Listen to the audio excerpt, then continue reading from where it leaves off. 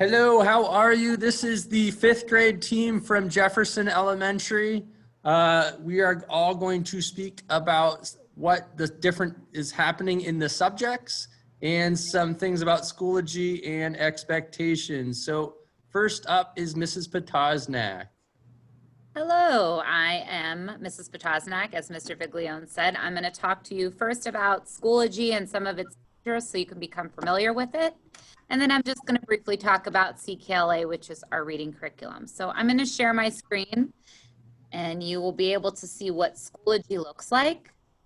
When your student signs in, their screen may look a little different. This is actually a teacher view, but the most important features for you to be familiar with are courses.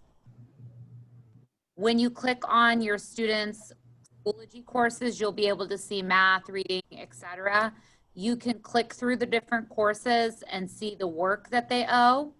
And you can also click, it will say grades on the student view, and you can click and see what their current grades are.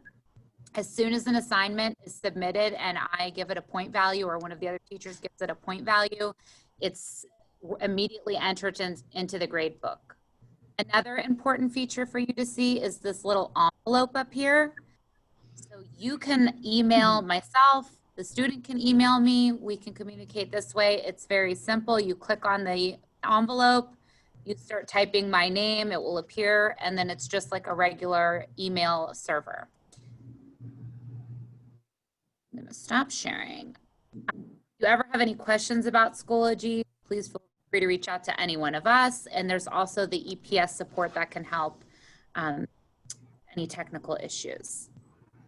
As far as CKLA go, our reading curriculum, the students should have 2 student workbooks. This is the one we're currently in, Unit 1, and they should have also gotten Unit 2 when they picked up their supplies, with a variety of different types of text, fiction and nonfiction. We do a lot of writing in CKLA, so students will get the opportunity to write every day, and there's also practice with grammar. So I look forward to hopefully being able to see the students and you in person sometime this year. And I'm going to kick it now to Mr. Hall, who's going to talk a little bit about science. Hello, I'm Mr. Hall. Nice to, it will be nice to see everyone once we get back to school. With our science curriculum, there are 3 main topics that we cover for the school year, and that's habitats, variables, and motion and design.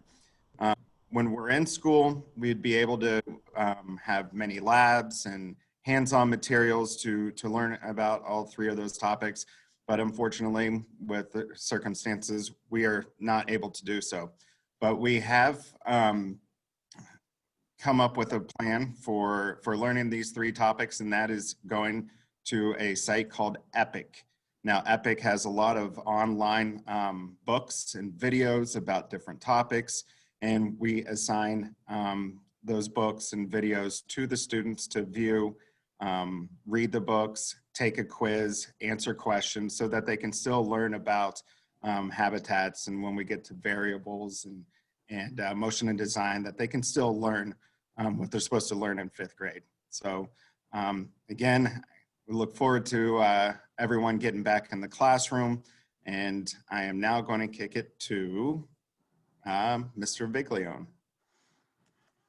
Hello, how are you? This is Mr. Viglione. I've met many of you from families in previous years. I look forward to meeting new families that I haven't met. I am going to talk about our math curriculum, which is Ready Math. I'm sure you are familiar with it from 4th grade. Daily, students will be working out of these 2 math books that were sent home at the beginning of the year. Each lesson is about a week long, so there will be weekly quizzes. And we are going to try to give some practice quizzes so you have an idea what they will be quizzed on. This year, students will focus on decimals and fractions. They will be learning how to add, subtract, multiply, and divide fractions, but also decimals, the same for functions. For extra practice, students will be assigned lessons on iReady, which is the online component of the math curriculum. I'm also going to talk about the asynchronous part of our day. which is from 12 to 30. Asynchronous means it's non-live time, so they do not have to be on Zoom. Students may be asked to work on their iReady path by completing a lesson, and we hope that they can get a passing score. This path was created after they completed the diagnostic test at the beginning of the year. And basically it kind of lines them up with extra practice based on the areas they need. Students will have the opportunity to get on Amplify through the Clever portal, which allows them to practice reading skills and build their vocabulary. Your son or daughter can also access typing.com or CodeSpark from the teacher page on Clever. The Clever portal and iReady can be found in the 4 blocks in the blue bar across Schoology. And the Clever username and password is their 6-digit number in the username and password. Please do not hesitate to get in touch with us if your son or daughter needs help. We are here for you. And now I'm going to kick it over to Miss Whitehill. Hello, I'm Miss Whitehill. I am the 5th grade learning support teacher, and I am assigned to help students who have already been identified as needing extra assistance, and also am available to help anyone that were to need my assistance in 5th grade. I spend most of my day, though, co-teaching with Mr. Hall in homeroom 202. I'd like to talk a little bit about our expectations. One is we know it's difficult to turn a home environment into a work or rather school environment. One way our students would be better prepared is if they have a little environment that's been set up for them that would be a good place for them to work. A lot of the students wear headphones, but when they do speak, we hear all of the household sounds, and some we can tell are distracted by things that are happening. Also that they would be dressed fairly appropriately. They don't necessarily have to be in their school uniform, but we expect them to be dressed prepared to work. Attendance is an issue. Right now, they do have a daily special every day at 8 a.m. to 8:45, and attendance has been poor for that. Right now, they're thinking of changing or rescheduling that time, but for now it is at 8 a.m. It always follows the same 3-day cycle of music, art, gym. Music, art, gym, and we remember that by it spells MAG. So starting today, Thursday, October 1st, is music. And it will follow that pattern throughout the month until we have a schedule change, not counting October 19th, which is a scheduled day off from school. They also then are expected to be logging in to their homeroom by 8:50. We spend a little bit of time every day waiting for students to log in, and students that come in late are often confused because we've already started our instruction. Class usually goes most of the morning till 11-ish. Each teacher has their own schedule, and there are breaks in between, but they must come back promptly from their breaks. We tell them what time to return. Around 11-ish, we switch to math, and lunch is every day from 11:50 to 12:20. So they need to be prompt with those. If they're ever confused, they just need to ask, what time am I coming back? Afternoon times vary. So it's very important before lunch to be clear when they're coming back.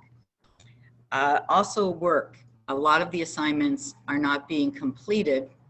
Sometimes the students aren't realizing that we're expecting them and that they are accountable for them. One way that you could always know what your child still has to complete is when you first log into Schoology, the page that Ms. Potosnak just showed you, and you saw Mr. Bohm's face. Again, there's that blue bar that goes across, and that's always an excellent way to ask us a question. By clicking on that envelope, you can email us. But also on the far right, you will see what work they still owe, and then there'll be a line and upcoming assignments. So anything that's listed over on that far right side would be assignments that they still owe. And also, again, you can contact us at any time for that. My email personally is mwhile@eriesd.org. And again, that was before the courses and before any other part. And again, any other questions or concerns, I would say start with us too when you're having a problem before the EPS support, because we're a little bit more familiar with our personal program and how we're doing it. That concludes my part. All right. Well, we look forward to meeting every one of you. Stay safe, and thank you for watching.